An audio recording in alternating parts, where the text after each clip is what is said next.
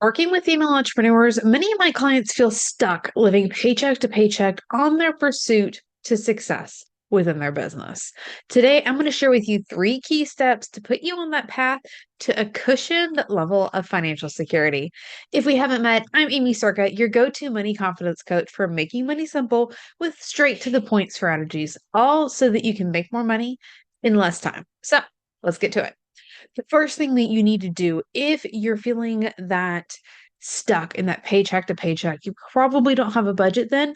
We need to track because you can't grow, you can't do anything about what you're not measuring, right? So we have to start tracking, but this doesn't have to be an overwhelming thing. At its simplest, I want you to pull out a sheet of paper, an Excel spreadsheet. I've got resources for this. If you want them, I'll make sure they're in the description for you. But we had to start tracking. Track the things that you have to pay for on a regular basis, business and personal, two separate sheets. So, what day does the rent or the mortgage come out every single month? What day does the electricity bill come out? What day does the water bill come out? That way, you know what's coming out when, and you're not wasting the brain space having to scroll through the bank account going, okay, we should be fine because that's not due for 2 weeks, but oh, yeah, this has to be due. You don't have the space for that. You don't need to take the space for that. Get it out of your head onto paper so that you can track it and make educated decisions. Now, again, this isn't about overwhelm going back 30, 60, 90 days. That's great. That's not realistic. Start now with your spreadsheet as of today. Okay. The second part here, this is where you're really going to start to see success and progress. So if you want to get out of that stuck living paycheck to paycheck or any of those, like, I don't have any cushion, we have to like create a positive, like where you're going towards. Okay.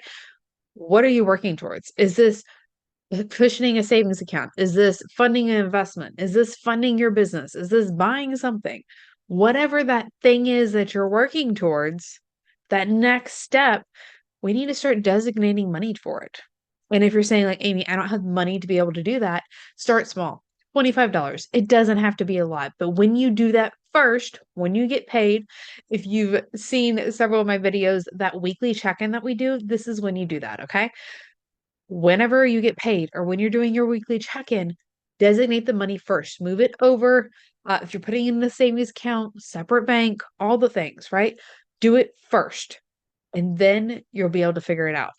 But by prioritizing what you want to happen, you're going to make progress. Even if it's just small, incremental, step by step progress, it all adds up and it'll start to compound because you're in action. Now, the third thing that we need to do is really like tying it in all together for you is a positive money association. We have to create a positive money association. And there's really like two ways that we do this. The first is through our daily money minute. So Monday through Friday, I want you to log in, look at your bank account.